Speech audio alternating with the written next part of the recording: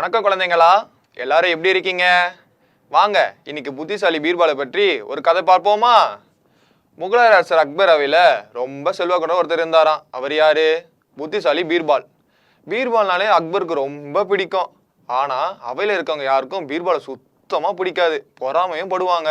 ஒரு நாள் பொறாமை கொண்ட அமைச்சர் ஒருவர் அவையில எஞ்சி நின்று, நான் ஒரு புதிர் சொல்றேன், அதற்கு சரியான பதிலை சொல்லாவிட்டால் அனைவரும் முட்டாள் என்று ஒத்துக்கொள்வீர்களா என்று கேட்டார்.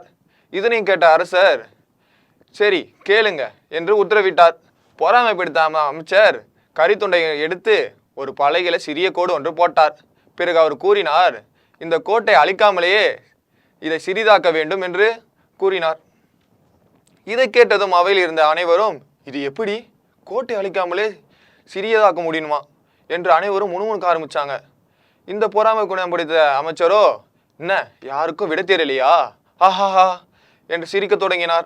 அப்படியெல்லாம் எல்லாரும் முட்டாள் என்று ஒத்துக்கொள்கிறீர்களா என்று கேட்டார்.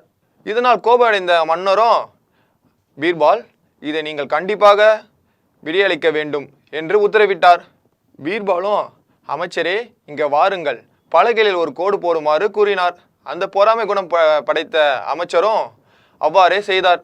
உடனே பீர்பால் அவரிடம் அந்த கரித்துண்டை வாங்கி அதன் அருகிலேயே ஒரு பெரிய கோடு வரைந்தார். பிறகு கூறினார், கோட்டை அழிக்காமலே உங்கள் கோட்டையை சிறிதாக்கி விட்டேனே என்று சிரித்தே பதிலளித்தார். இதை பார்த்த அக்பரும் அவையினரும் பீர்பாலின் கூர்மையான அறிவை பாராட்டினர். அதை பொறாமை குணம் படைத்த அமைச்சரும் பீர்பாலை புத்திசாலி என்று ஒத்துக்கொண்டார். குழந்தைகளே, இதன் மூலம் நாம் அறிய வேண்டியது பேருண்மைதான். நாம் உயர்ந்து நிற்பவர்களை கண்டு பயந்து நிற்கக்கூடாது. அவர்கள் ஏற்கனவே போட்டது சிறிய கோடு மட்டுமே. நாம் இன்னும் அவர்களை விட கூடுதலாக கடின முயற்சியுடன் படித்தால் நாம் பெரிய கோடாகலாம்.